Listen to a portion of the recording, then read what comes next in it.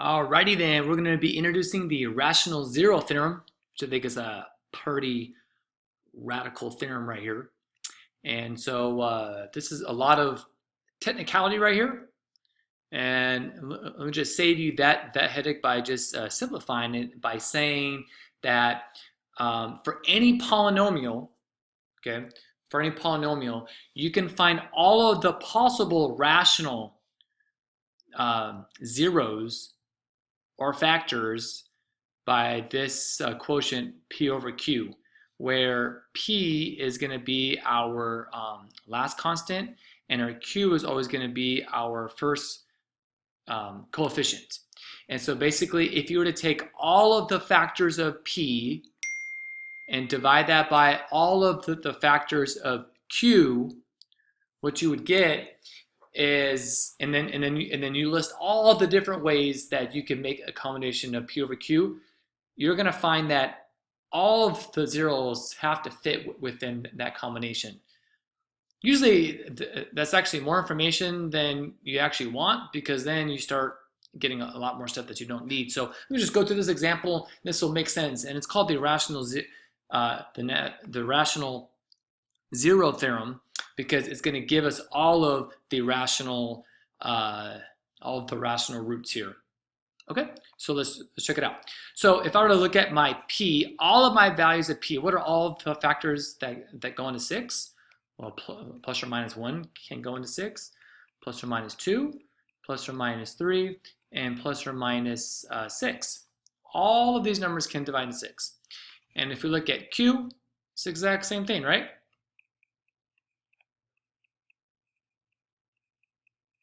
Sweet.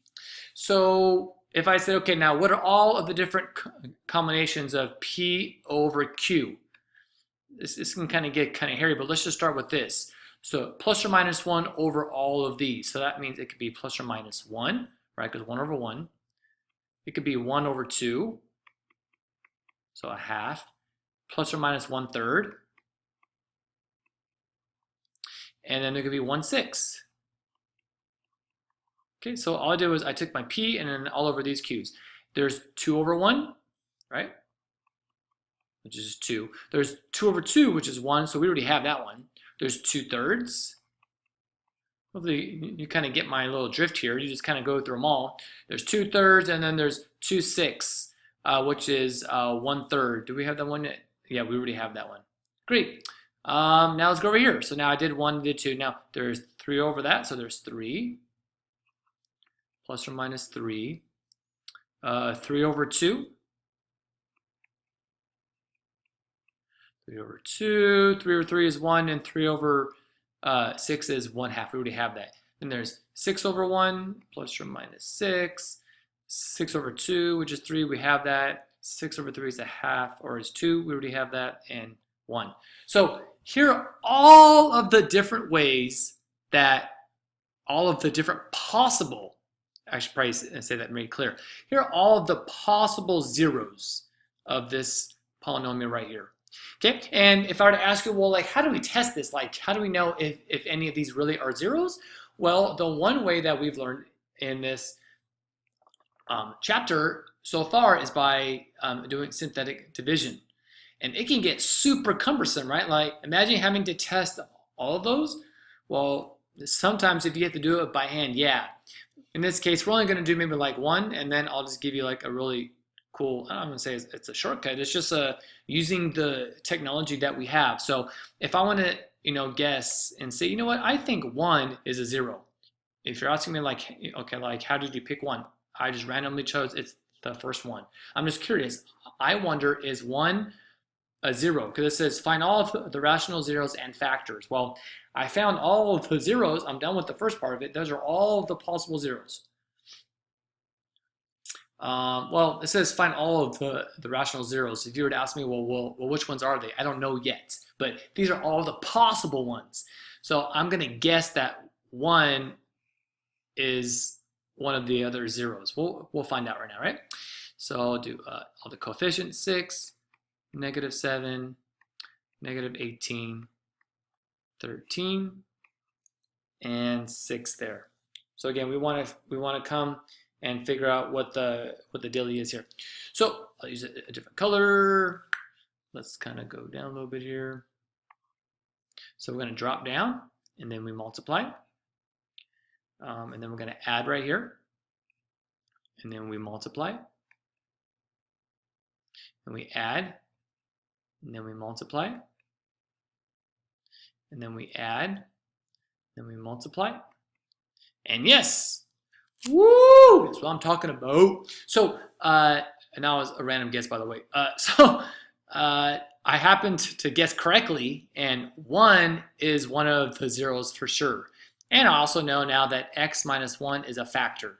Okay, so you actually get two things. If you know what the factor is, then you know what the root is. If you know what the root is, you know what the factor is. So but the problem here says find all of the rational zeros and factors. So I'm not quite done there. And so basically, if I wanted to find the rest of the zeros, I would have to test all of these now. And I don't feel like doing all that. And that's a long time. Sometimes, I guess I remember when I taught trig pre-calculus to my students, I always gave them one of these, and it was a non-calculator, and they would, sometimes they would guess the first three right, lucky, but other ones that they did like an entire page of synthetic division, but they just made the next step that I'm going to show you a lot. They're going to appreciate it a lot more.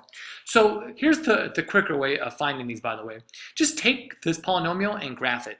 Okay, and it's going to give you some very important information. So I'm going to graph this guy, and I love Desmos, so that's what I'm going to use.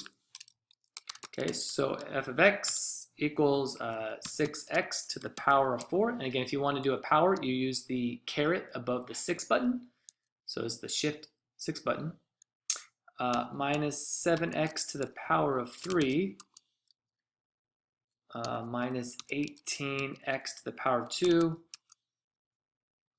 plus 13x plus 6. Okay, this is pretty rad right here. I mean, like, you could zoom out if you want or zoom in. What's neat about this is that these guys right here are very important points. And I want you to notice something right here. Oh, 1. You see that 1 right there? That's because that's one of our roots.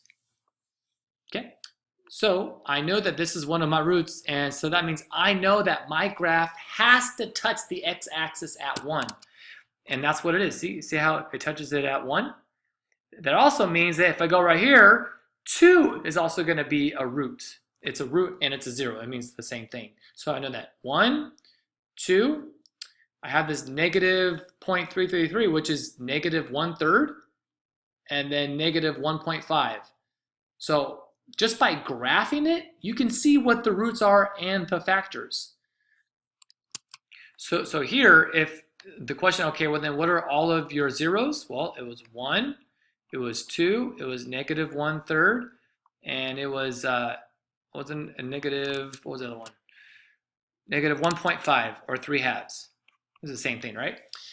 So these are all of my zeros. Now, I can do 2 with synthetic division right now, and it would give me a remainder of 0, or I could do negative 1/3, and I can do negative 3/2, and it'll give me a remainder of 0. But I'm just saying, though, I mean, just by graphing it, it tells you that information. But I think it's important to still know synthetic division, and sometimes you need to use it. But in this case, we have all the answers here. So those are all of our zeros, and then the factors are quite easy, right? You just do x minus 1, x minus 2, x plus 1/3, and x plus 3/2. And there it is, all of the roots and all of the factors.